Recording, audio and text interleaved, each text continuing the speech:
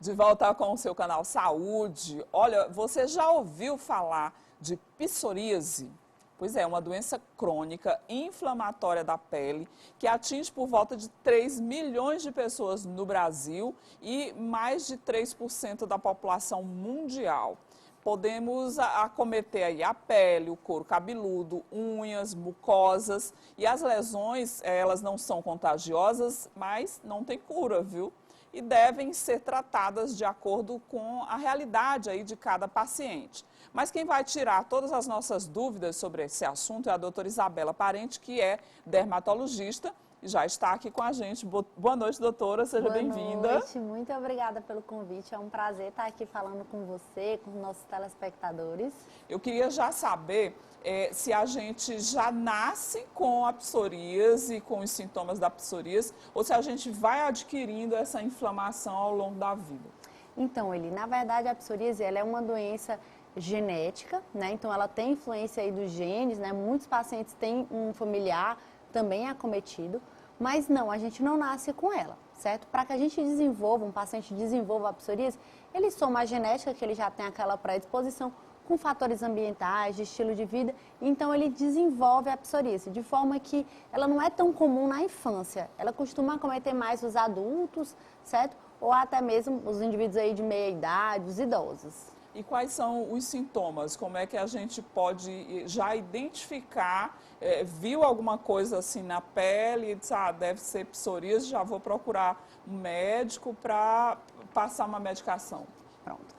Via de regra, a psoríase é uma doença de manifestação cutânea. Embora a gente entenda a psoríase como uma doença sistêmica, mas a principal manifestação dela é na pele. E assim, o paciente clássico portador de psoríase, ele apresenta lesões que a gente chama que são placas, né? Então são lesões bem delimitadas que são avermelhadas e descamam. E essas lesões, elas podem acometer qualquer porção da superfície do corpo. A gente está vendo ali, doutora, algumas fotos. Pronto. Eu vi uma que passou agora há pouco, inclusive aqui na palma da mão.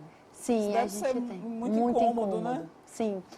A localização clássica é joelhos e cotovelos, mas a gente tem locais mais atípicos, como palmas das mãos, couro cabeludo. E sim, essas formas que acometem mãos, pés, couro cabeludo, elas são consideradas extremamente graves, porque elas prejudicam muito a qualidade de vida do paciente. Imagina você ter uma ferida na mão o tempo todo.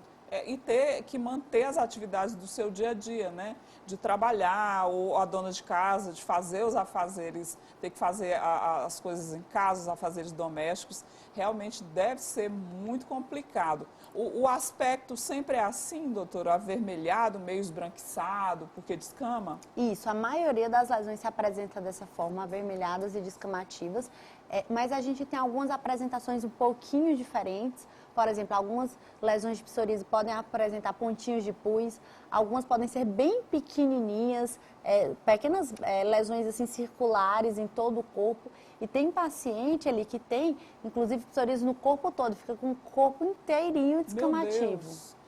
Mas aí quando a gente vê assim o aspecto, muita gente pode pensar que pode ser contagiosa, né? Sim. Só que não é. Não é, e esse é um grande preconceito que os pacientes portadores de psoríase, eles sofrem. Porque, na verdade, a psoríase ela não é contagiosa de forma nenhuma em nenhum dos seus estágios. Só por causa do aspecto, né? Só pelo aspecto. Eu já tive até paciente que falou, ai, doutora, passei por uma situação super desagradável, eu estava no shopping, e aí veio uma pessoa falando, como é que você tem coragem de sair desse jeito? Oh, meu Deus. Eu falei, gente, é por isso que é tão importante a conscientização, né? A gente está aqui falando desse problema no seu programa. A doença ela não tem esse aspecto, mas ela não é contagiosa e o paciente, na realidade, ele está sofrendo, né? Sim. Por ter aquele incômodo na própria pele.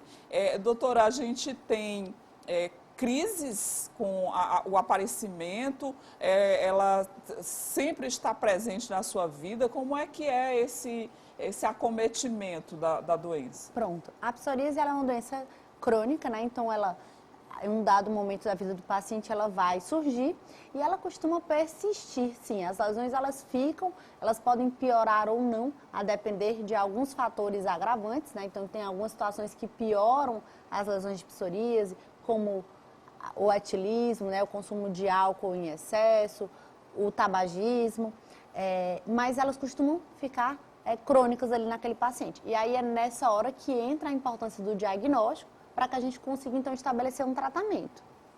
Esse tratamento, ele é feito o quê? Com uma pomadinha, uma medicação tópica? Que tipo de remédio a gente pode usar para combater? Pronto. Felizmente, a parte boa é que a gente tem hoje muitas opções de tratamento para psoríase. Então, a gente tem desde pomadas, realmente, para aqueles pacientes com quadros mais leves, até medicamentos via oral e até medicamentos super modernos, que a gente chama de imunobiológicos, que são medicamentos injetáveis para aqueles pacientes com quadros mais graves. Pode ter, por exemplo, a pessoa tem uma crise, desencadeia aquele momento ali mais, que irrita mais a pele, com a questão emocional, por exemplo? Pode sim, o estresse emocional ele pode piorar a psoríase e piorar as lesões, aumentar a extensão, aumentar sintoma, como coceira e etc. Então, controlar essa parte também é muito importante. A pessoa tem que se manter calma, né, doutor? Tem que se manter calma. É difícil, viu? Às vezes é difícil, mas é importante. É muito complicado, sem estresse, se manter calma para evitar que a psoríase piore, né? Sim. A senhora falava também aqui nos bastidores para a gente, eu pensei, né, eu tinha essa ideia de que a psoríase piorava com um clima muito quente, como, por exemplo, esse nosso aqui de Teresina. E a senhora fala que é o contrário, né? No clima mais frio é que piora? Sim, nesse ponto, né, nós piauienses, a gente tem a grande vantagem, né? As lesões da psoríase, isso, né? Elas costumam melhorar com o clima mais quente, né? Até mesmo com a exposição solar. Por isso que a gente tem até alguns tratamentos de psoríase que são à base de cabines de fototerapia, são indicações médicas do uso dessas cabines, né? Então, para a gente, isso é uma vantagem. Elas costumam melhorar no clima mais quente e sim se agravar nas temperaturas mais frias, né? Pronto, então a gente tem aí o fator emocional, que pode ou desencadear uma crise ou piorar aquela crise já existente. A questão da temperatura, se você estiver num clima mais frio. Álcool, né? O consumo de bebida alcoólica, fumo, alimentos, tem alguma interferência? Alimentos, o mais importante que a gente sempre insiste com os pacientes é uma dieta saudável, porque a gente sabe que a obesidade, o sobrepeso, ele também piora as lesões de psoríase. Então, a gente pede para o paciente ele ter um acompanhamento nutricional para que ele faça uma dieta adequada, porque isso também ajuda no controle das lesões. Olha aí, então o paciente que tem psoríase, ele tem que ter aquela necessaire ali, só com a medicação, né, doutora? Com creminho, pode usar hidratante normal, como é assim o dia a dia? Pode, a hidratação da pele é super importante para os pacientes com psoríase e é algo que a gente sempre insiste muito nas consultas, porque ajuda, alivia o sintoma e ajuda sim na melhora dessas placas. Então, a gente orienta assim, a hidratação. É importante ter um cuidado aí com as lesões, né? A gente sabe que essas lesões, elas são áreas da pele que estão ali mais suscetíveis a infecções. Então, o paciente ele tem que tomar aquele cuidado com aquela lesão específica, mas é um paciente que ele pode e deve sim ter uma vida normal, obviamente. Tomando cuidado frente às doenças, mas a nossa ideia sempre é que o paciente tenha uma qualidade de vida igual àquela do paciente que não é portador da psoríase. Mas, por exemplo, no caso da hidratação, tem um hidratante específico? Porque alguns têm um perfume, tem um cheirinho, aquele... pode ou não pode? Pronto, você pegou num ponto muito interessante. O ideal é que não, né? Que sejam hidratantes... Sem perfume. Hidratantes sem perfumes. A gente tem, dependendo da gravidade da psoríase, alguns pacientes a gente orienta certos hidratantes, à base de ureia ou de outros componentes que podem estar ajudando mais. Mas o ideal realmente é aquele hidratante mais médico, vamos dizer assim, né? Não o cosmético do cheirinho, que às vezes hidrata pouco e pode predispor algumas dermatites. Realmente é bastante complicado. Importante é que existe o controle da doença, mas infelizmente não tem cura, né, doutora? Exato. A psoríase é uma doença crônica e como doença crônica ela não tem cura.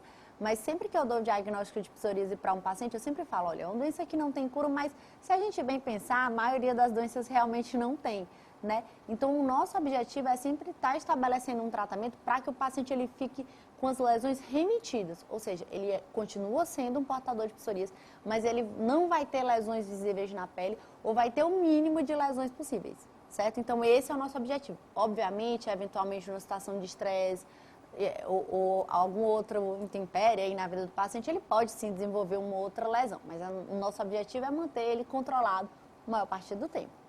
Olha aí, que bacana. Pronto, a gente já ficou aqui bem informado, conhecendo todos os sintomas e o que fazer no caso de uma crise aí, quem é portador de psoríase, quem tem a doença. A gente queria agradecer demais sua participação aqui no Canal Saúde, doutora, pelas informações e pelos esclarecimentos. Com certeza ajudou muita gente. Muito obrigada. Obrigada, Ótima Eli. noite para a senhora. Para você também agradeço muito o convite.